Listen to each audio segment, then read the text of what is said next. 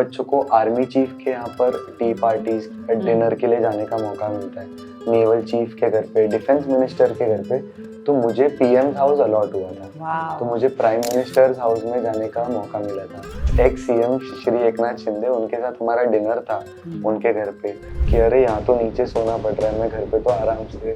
मुझे लगा था बहुत अच्छी फैसिलिटी होती है, अच्छे बंक बेड्स मिलेंगे, बट ऐसा कुछ नहीं होता है एनसीसी। बट उसके बावजूद भी आपको डिफेंस ज्वाइन करना है? बिल्कुल ज्वाइन करना।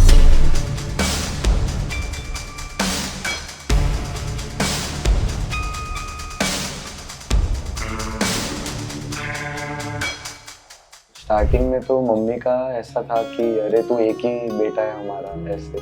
मैंने बोला कि अरे पूरे देश में सारी माँओं का, उनके भी तो बेटे हैं, लेकिन फिर भी मैं उनकी रक्षा करूंगा, ऐसे। तो अगर मान लीजिए अगर किसी को डिफेंस ज्वाइन करना है इसके बाद में, तो क्या क्या बेनिफिट्स हैं उनके? मेरा एक फ्रेंड था, उसने बोला कि चल एनडीए का फॉर्म भरते हैं। तो मैंने बोला कि एनडीए क्या है, फिर मैं थोड़ा और घुसा उसमें, तो मैंने देखा कि ओ ये तो मतलब बहुत अच्छी चीज़ है, मतलब यूनिफॉर्म में और देश की सेवा करने का मौका मिल रहा है। 120 बच्चे पुणे से दिल्ली जाते हैं आरडीसी के लिए, महाराष्ट्र से। तो मैं बहुत ग्रेटफुल हूँ कि मैं भी उस टीम का पार्ट था और हम चैंपियनशिप ट्रॉफी भी लेकर आए। So, आपने अभी कैंप्स की बात की, क्या होता है कैंप्स में एग्जैक्टली? कहाँ होते हैं ये कैंप्स और क्या क्या चीज़ें होती हैं? जैसे कि किसी के पापा इलेक्ट्रिशियन है, किसी के पापा ड्राइवर है, तो तब मैंने समझा कि मेरे लाइफ में शायद भले प्रॉब्लम्स बहुत छोटी छोटी हो, हर किसी के लाइफ में ऐसा नहीं हो सकता। मैं बहुत ज़्यादा मैच्योर हुआ, मैंने अडेप्ट करना सीखा लोगों के साथ। एक जेंटलमैन वाला कंडक्ट क्या होता है वो मैंने सीखा एनसीसी में। आपको नहीं करना डिफेंस आगे, that is fine, but I think ये एक अलग एक फीलिंग है, एक अलग जज्बा है जो आपके बच्चे के अंदर जागेगा, not just towards the country but एक सेंस ऑफ रिस्पॉन्सिबिलिटी। एक्चुअली में जो नेशनल कैडेट कोर है, इसका एम यही है कि जो यूथ है उनको यूनिफॉर्म, डिसिप्लिन, इंडियन सिटीजन्स बनाना। इसके पीछे एक स्टोरी है। हमारे सीनियर्स ने हमको एक दिन सबको लाइन में टिफिन और जो रिफ्रेशमेंट होता है ट्रेनिंग के बाद, हम सबको बिठाया लाइन में। तो उन्होंने तब पहली बार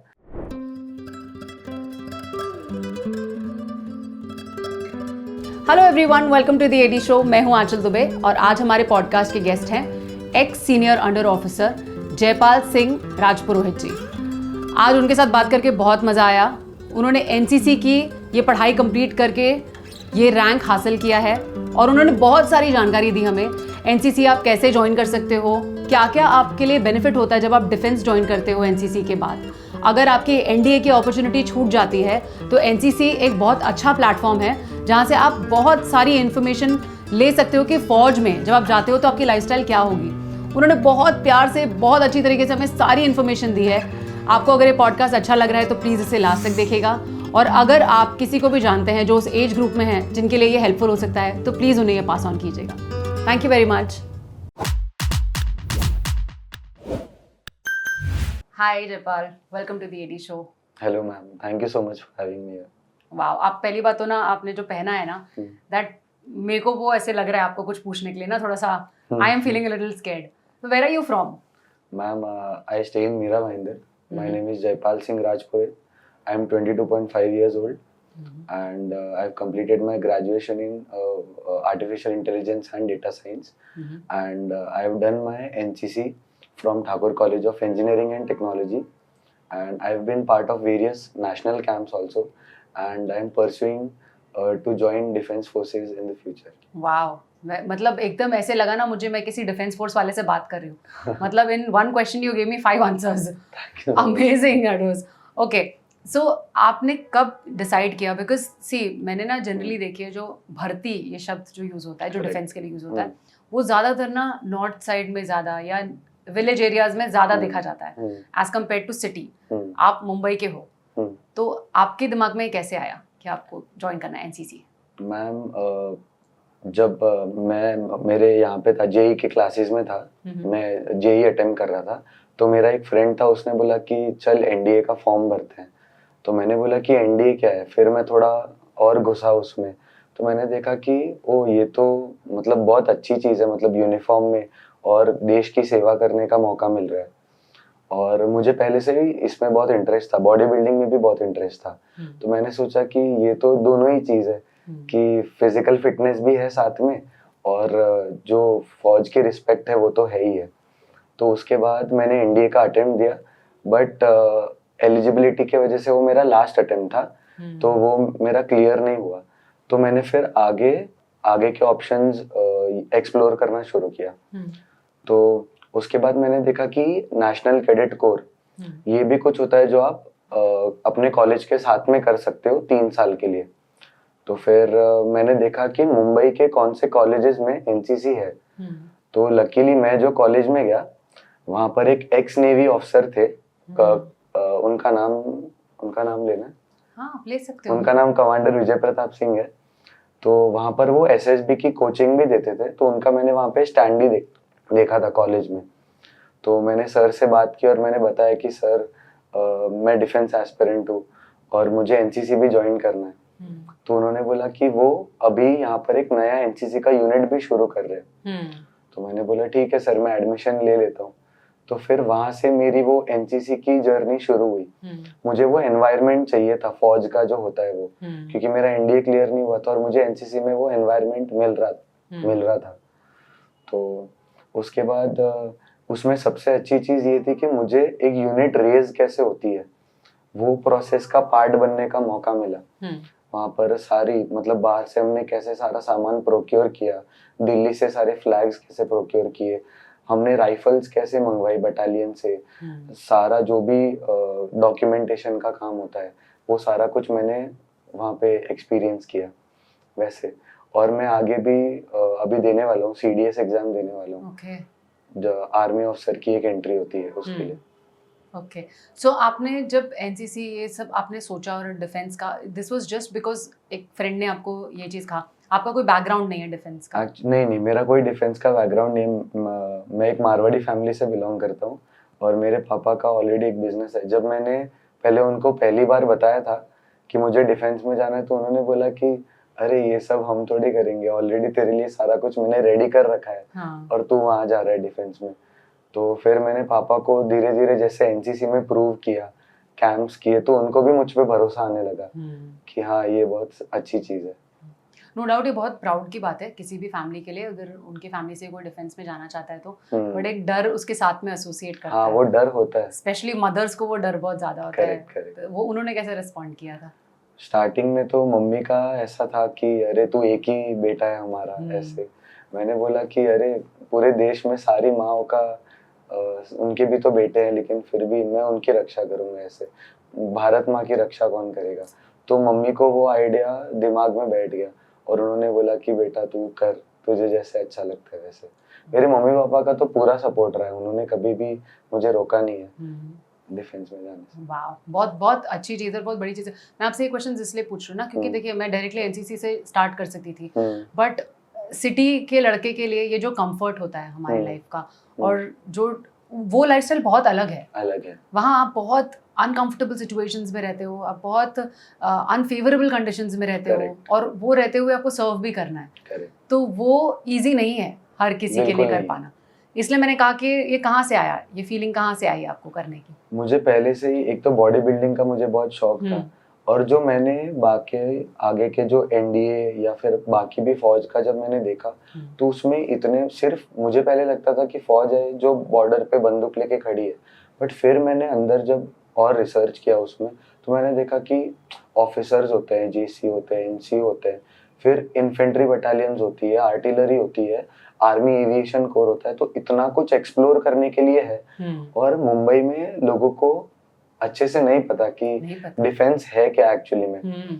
उनको भी आज भी अगर मैं मेरे फैमिली में, मेरे सोसाइटी में जहाँ मैं रहता हूँ, उनको बताता हूँ, तो उनको ऐसा लगता है कि अच्छा तो फौज में हो गया, मतलब उनको ऐसा लगता है अब तेरा पोस्टिंग कब है। हाँ। उनको ये तक नहीं पता कि एनसीसी भी होती है। आज के बच्चों को मुंबई में पता ही नहीं कि एनसीसी भी होती है।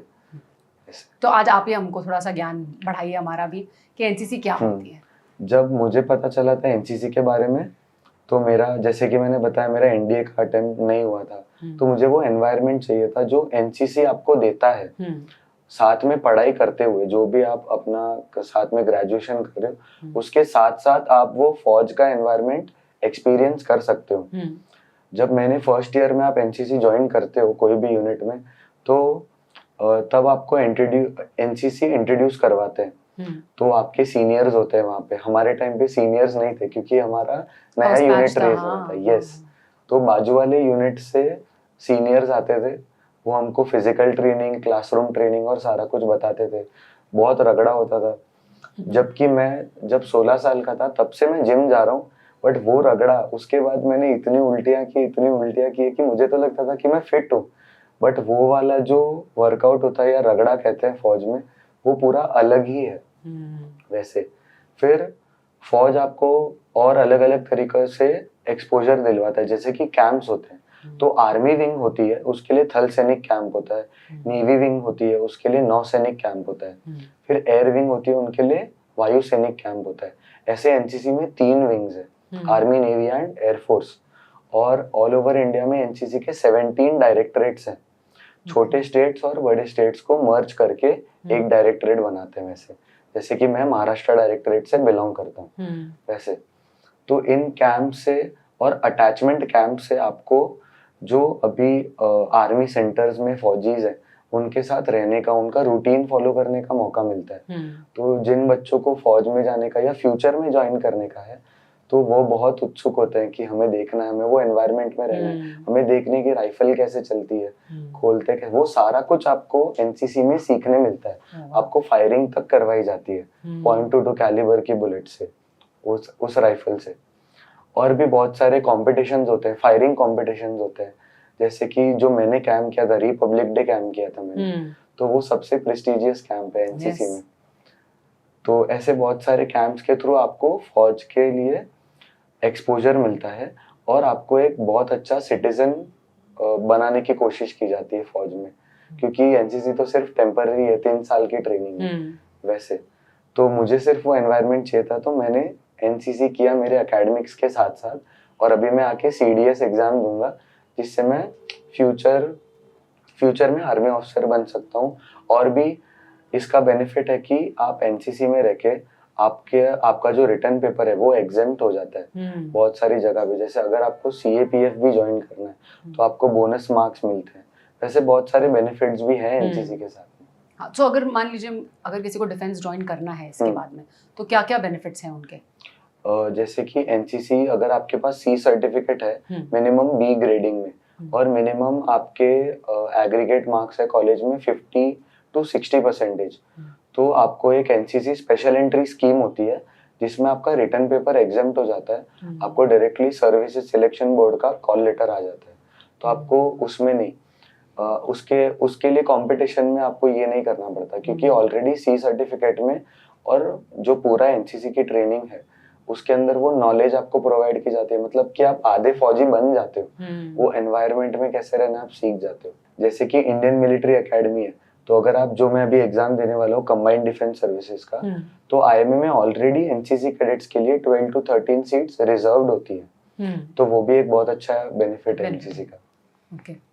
और अगर जैसे फॉर एग्जांपल अभी तक आपने नहीं ज्वाइन किया है, ज्वाइन नहीं किया है, पर आपने एनसीसी कंप्लीट कर लिया है, उसके भी कुछ क्राइटेरियाज होंगे ना, राइट? कि आप कितने टाइम बाद, एनसीसी छोड़ने के कितने टाइम बाद आप ज्वाइन कर सकते हो, कब तक के लिए वो वैलिड है? जो स्पेशल एंट्री स्कीम है उसका मिनिमम एज है 19 से लेकर 25 मैक्सिमम।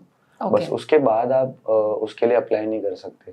सिमिलरली सीडीएस का भी ऐसा ही है, जितने भी आप डायरेक्ट एंट्रीज या कोई भी देखेंगे उनका मिनिमम एलिजिबिलिटी एज होता है 19 से 25 मैक्सिमम, बस उससे ज्यादा नहीं होता। ओके, सो यानी अगर आपने एनसीसी छोड़ दी है, फॉर एग्जांपल आपका समझो लास्ट ईयर कंप्लीट हो गया है, यस, अब इस ईयर के एग्जाम्स आपने दिए, 1 साल का गैप है, that is still valid? Yes, that is valid. Okay, और अगर 2-3 साल का गैप हो गया तो आप 25 के अंदर, okay, so it's just as is the, okay okay, जैसे नोटिफिकेशन आएगा आपको अप्लाई करना है और आप दे सकते हो। वाओ, ये अच्छा, मतलब काफी उनको ये बेनिफिट है कि अगर ये कंप्लीट आपने कर लिया है, और एक और बेनिफिट है कि आप एनडीए में नहीं जाके सिर्फ वो नहीं सीख रहे हो, आपको अपने कॉलेज के स्टडीज के साथ साथ में साइमल्टेनियसली आपको ये चीज करना है। जैसे कि मैंने बहुत फर्क देखा और ऐसा सुना भी है कि अगर जब आप एनडीए ज्वाइन करते हो तब आप सिर्फ 15-16 साल के होते हो, बट आप एनसीसी के साथ साथ कॉलेज लाइफ भी और एकेडमिक्स भी, तो आप बहुत मेच्योर भी हो जाते हो ओवर द टाइम। जब आप क्या कहते हैं आईएमए ज्वाइन करते हो या एयरफोर्स, एनडीए भी बहुत अच्छा है, एनडीए भी खराब नहीं है, बट जो लाइफ स्किल्स हैं वो आप ज्यादा सीख पाते हो और ज्यादा एक्सपीरियंस कर पाते हो। और आप एक्चुअली उस लाइफ को ज़्यादा वैल्यू भी कर पाते हो बिकॉज आप साइमल्टेनियसली वो लाइफ जी रहे हो। आप एक फौजी की लाइफ भी जी रहे हो और आप एक नॉर्मल आपकी जो लाइफ है वो भी, तो आप सिविलियन की लाइफ, हाँ, आप एक बहुत इन्फॉर्म्ड डिसीजन ले रहे हो कि मेरे पास ये ऑप्शन है लेकिन फिर भी I am choosing this. NDA में as opposed to I don't think उनके पास वो ऑप्शन है, वो नॉर्मल लाइफ जी ही नहीं रहे हैं, वो सिर्फ एक फौजी की लाइफ जी रहे हैं।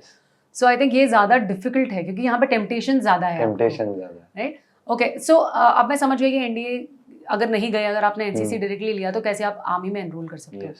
अगर मान लीजिए कि आपको आर्मी में नहीं एनरोल करना है, जैसे आपके प्लान्स है डिफेंस में ज्वाइन करना, आपके साथ आपके बैच में बहुत सारे लोग होंगे जिन्होंने अब एनसीसी कर ली है but they don't have an intention now, वो देखने के बाद हो सकता है मे बी, या उनको कुछ और, जैसे मैंने कहा टेम्पटेशंस है तो कहीं और चले जाएंगे, तो आपके हिसाब से वो एनसीसी लिया हुआ का क्या बेनिफिट उनको फील होता होगा? एक्चुअली में जो नेशनल कैडेट कोर है इसका एम यही है कि जो यूथ है उनको यूनिफॉर्म डिसिप्लिन इंडियन सिटीजन्स बनाना, मतलब कि उनको डिसिप्लिन, स्ट्रक्चर, कंडक्ट सिखा के वो यूथ को जो है उसको उनकी एनर्जी को अच्छी जगह कन्वर्ट करके, मतलब कि वो अच्छे इंसान बन पाए, अच्छे सिटीजन्स बन पाए। क्योंकि जब आप एनसीसी में होते हो तब आप बहुत सारी एक्टिविटीज करते हो, जैसे कि सोशल सर्विस भी होती है, साथ में आप ड्रिल भी सीखते हो, आप फायरिंग भी करते हो, बहुत सारी चीजें करते हो।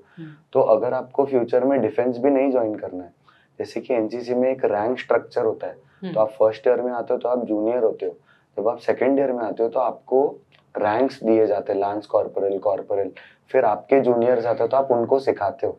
तो मैंने कभी भी 50-100 जन के सामने खड़े होके ऐसे सावधान में कभी बात नहीं की, बट मैंने एनसीसी में इतना आसानी से कर लिया क्योंकि वहां पर मेरे सीनियर्स ने मुझे ये सिखाया। मुझे अब पास ऑन करना है तो वो रिस्पॉन्सिबिलिटी आई मेरे अंदर कि मुझे इनको रेडी करना है, अभी मेरा यूनिट है ऐसे।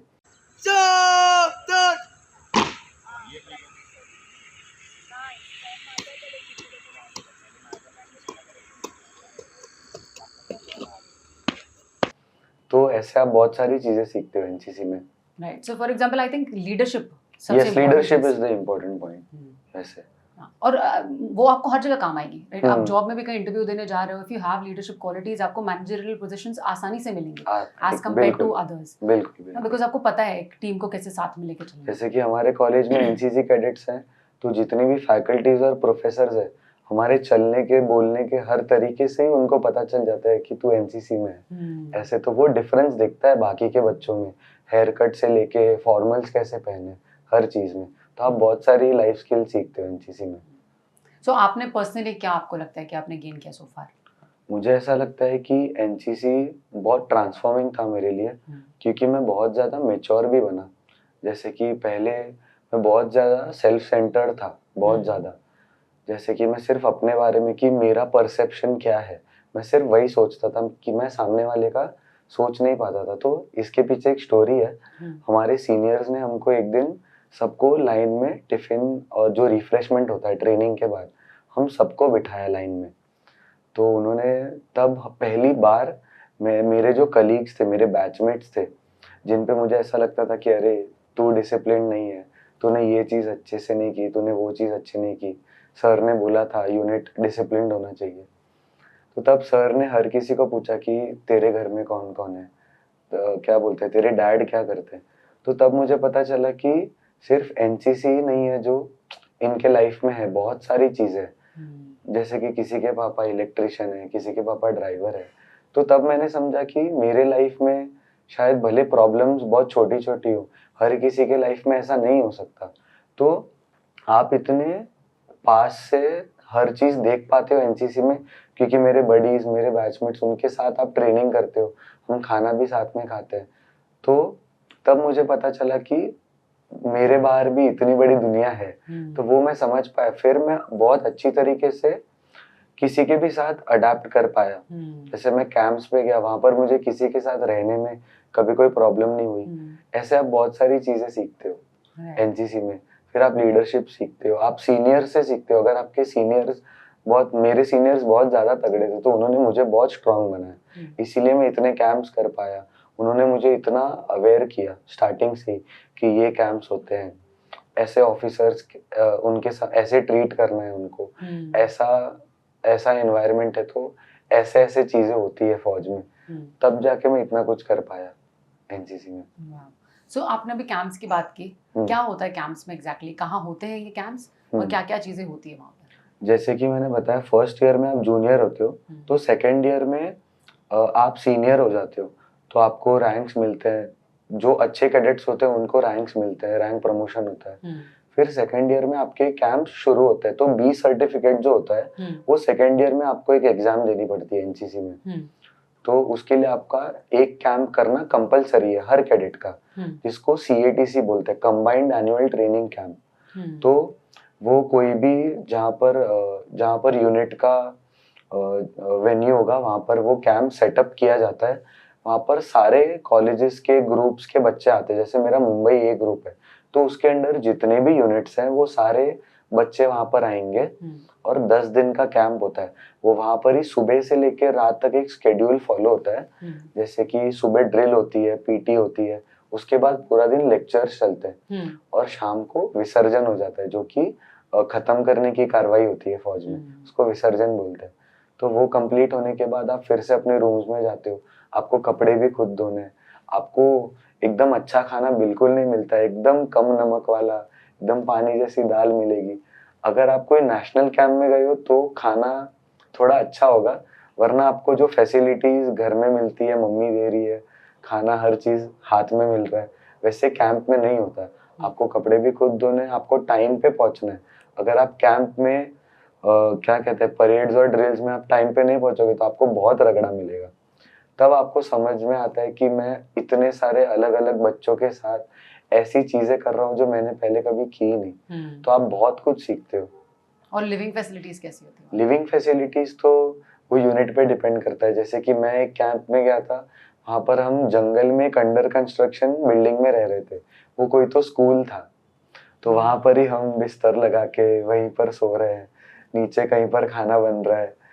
मैंने देखा कि अरे पानी का क्या फैसिलिटी है, क्योंकि वो मेरा पहला कैंप था। मैंने देखा अरे पानी का भी कोई फैसिलिटी नहीं है, फिल्टर नहीं है, कैंपर्स हैं बस, सब पानी पी रहे हैं और चल रहा है, काम नहीं रुक रहा। आपको कैसे भी अडेप्ट करना है और आपको पूरा कैंप कंप्लीट करना है। तो वहाँ पानी मतलब कोई कैरी नहीं पानी अच्छा मिलता है, बट कभी कभी ऐसे सिचुएशंस होते हैं कि first day of the camp है और कैंप सेटअप हो रहा है अभी, तो बहुत सारे सप्लाईज बाद में आ रहे होते धीरे धीरे। तो मेरा फर्स्ट डे का एक्सपीरियंस ऐसा था कि अरे यहाँ तो नीचे सोना पड़ रहा है, मैं घर पे तो आराम से, मुझे लगा था बहुत अच्छी फैसिलिटी होती है, अच्छे बंक बेड्स मिलेंगे, बट ऐसा कुछ नहीं होता एनसीसी में। बट उसके बावजूद भी आपको डिफेंस ज्वाइन करना है? बिल्कुल ज्वाइन करना है। वाओ, सो मैं यही कह रही हूँ कि बहुत ही इन्फॉर्म्ड डिसीजन है ये आपका। इन एनसीसी आपको ये अपॉर्चुनिटी मिलती है कि आप बहुत अच्छी तरीके से, ढंग से सब कुछ समझ के फिर ये निर्णय ले रहे हैं। Correct, yes. आप वो एनवायरनमेंट देख के आप फिर खुद डिसाइड करो कि आपको फ्यूचर में ज्वाइन करना है कि नहीं। पर इसके रिवॉर्ड्स भी तो बहुत है। बहुत सारे रिवॉर्ड्स हैं। आपने इतने कम समय में क्या क्या रिवॉर्ड हासिल किए? मतलब जैसे कि कैंप्स नहीं, आपने जो कुछ भी अचीव किया सो फार इन एनसीसी। एनसीसी मेरे लिए सबसे ज्यादा तो मैं बहुत ज्यादा मैच्योर हुआ। मैंने अडेप्ट करना सीखा लोगों के साथ। एक जेंटलमैन वाला कंडक्ट क्या होता है वो मैंने सीखा एनसीसी में, मेरे सीनियर से, यंग ऑफिसर से, कैंप्स के थ्रू। जैसे कि मैंने इंटरैक्शन किया वीवीआईपीज के साथ, इंटरैक्शन करके उनके साथ पूरे दिन का कैंप्स और सब फॉलो करके मैंने सीखा है ये सब। मैंने आपने अभी रिपब्लिक डे कैंप की भी बात की थी। Yes yes. वो क्या था? रिपब्लिक डे कैंप सबका सपना होता है, जो जो एनसीसी में आता है उन सबका, क्योंकि हम एवरी 26 जनवरी को देखते हैं कि वहां पर परेड हो रही है, ऐसे कर रहे हैं बचपन। तो उसमें एक कंटीजेंट चलता है एनसीसी बॉयज कंटीजेंट और उसके पीछे आता है एनसीसी गर्ल्स कंटीजेंट। तो सबका सपना होता है कि हम वहां पर जाएं और हम भी टीवी पे आए।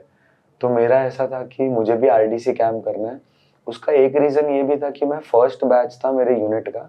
अगर मैं वो कैंप कर लेता हूँ तो मैं इतना कुछ सीख पाऊंगा कि मैं अपने नेक्स्ट बैच में उनको बता सकता हूँ। क्योंकि जहाँ से हमारे सीनियर्स आते थे वहां पर इतने नेशनल कैंप्स वाले बच्चे नहीं थे। वहां पर नॉर्मल सिर्फ आपने 3 साल एनसीसी किया, वो सर्टिफिकेट लेके अपने घर चले गए वैसे। तो रिपब्लिक डे कैंप बहुत प्रेस्टिजियस कैंप होता है एनसीसी में, क्योंकि वहां से आपकी बहुत सारी अपॉर्चुनिटीज खुल जाती है। अगर आप आरडीसी करेंगे तो आप वाईपी भी कर पाएंगे, यूथ एक्सचेंज प्रोग्राम, जहाँ पर आप इंटरनेशनल जितने भी फ्रेंडली फॉरेन नेशंस हैं वहां पर जाके आप उनका वहां पर जो वीवीआईपीज है, उनके डिग्निटरीज हैं, उनके साथ आप वहाँ वो बुलाते हैं, इनविटेशन देते हैं, तो आप वहाँ पर वो चीज भी एक्सपीरियंस कर पाते हो। इसको यूथ एक्सचेंज प्रोग्राम बोलते हैं। वो भी एक इंटरनेशनल कैंप होता है। वहाँ के कैडेट्स हमारे यहाँ आते हैं, जैसे कि 26 जनवरी है या 15 अगस्त, कुछ भी हमारे देश का कोई बड़ा सा इवेंट है, वैसे ही हमारे बच्चे भी वहाँ पर जाते हैं वैसे।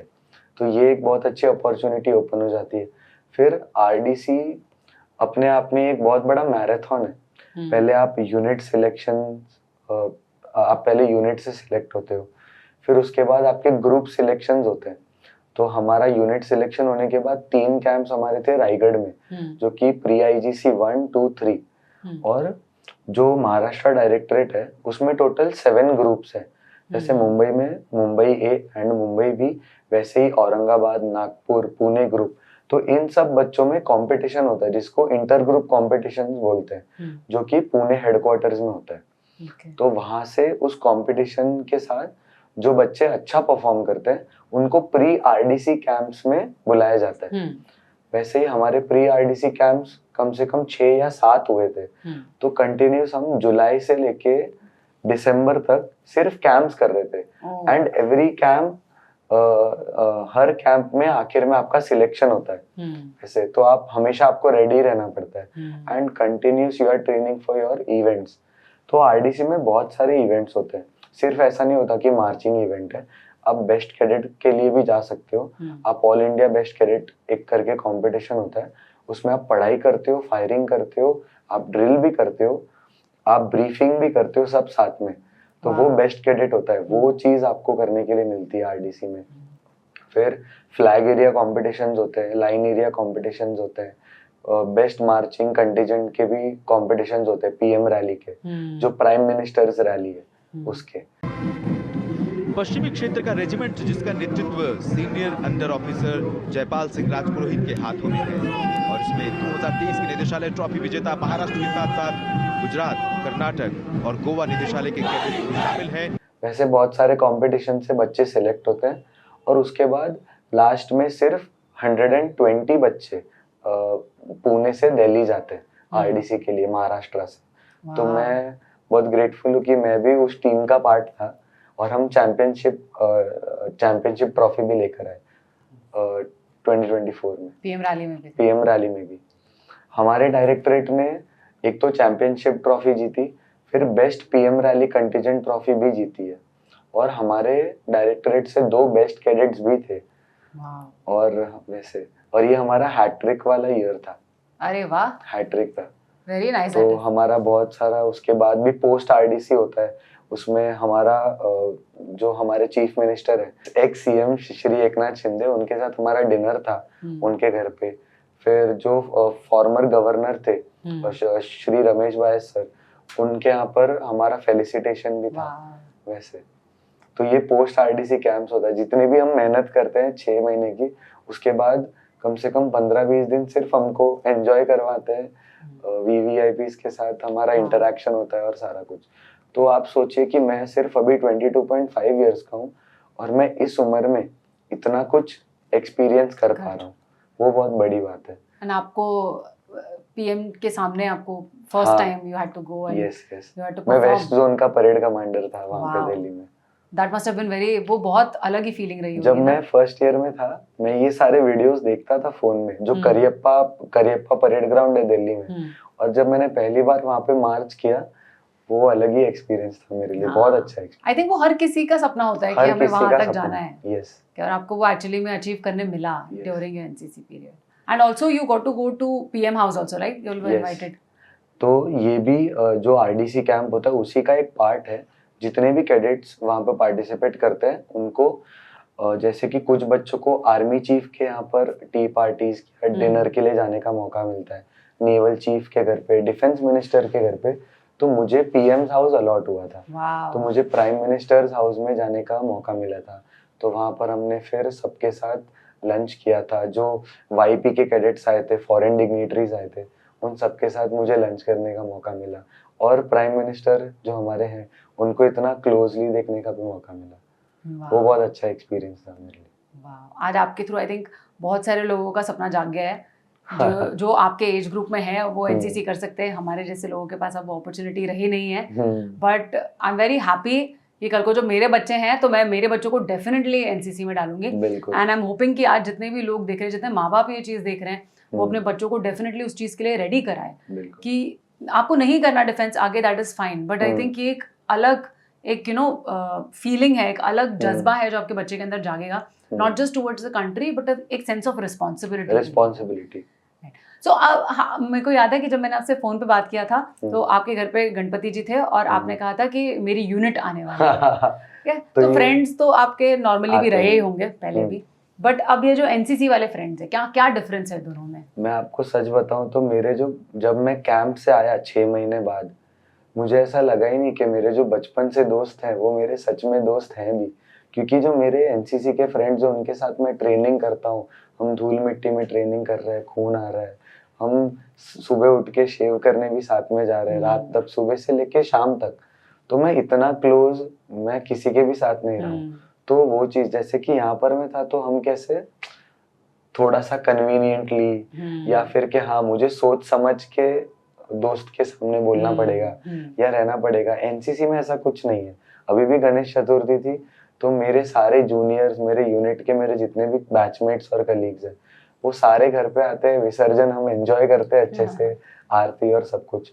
तो ये बहुत अच्छी फैमिली बन जाती है और ऐसे दोस्त आपको और कहीं नहीं मिलते जैसे एनसीसी में मिलते हैं, वो कमराडशिप और कहीं नहीं है। वाह, आई थिंक आज सचमुच में लोग ये डिसीजन बना चुके हैं कि अपने बच्चों को अब एनसीसी भेजना है। एंड आई होप कि जो यूथ ये देख रही है, जो अभी भी उस एज क्राइटेरिया में है और जो कॉलेजेस में है, वो प्लीज आई वुड सजेस्ट कि आप डेफिनेटली इसको ऑप्ट कीजिए ताकि आपको वो लाइफ जीने का एक वो तरीका आपको आ जाए। सो आई रियली अप्रिशिएट आज आपने इतना टाइम निकाला हम लोग के लिए, थैंक यू सो मच। हम आपके जितनी इन्फॉर्मेशन आपने दी उसके अगेंस्ट हम ज्यादा कुछ तो नहीं दे सकते, this is a small token of appreciation from all of us and I hope you enjoy this.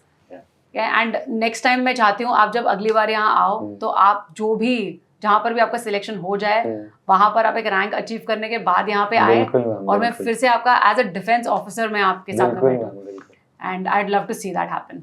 Yes, ma'am. Thank you so much. Thank you so much. Thank you so much for coming on the show.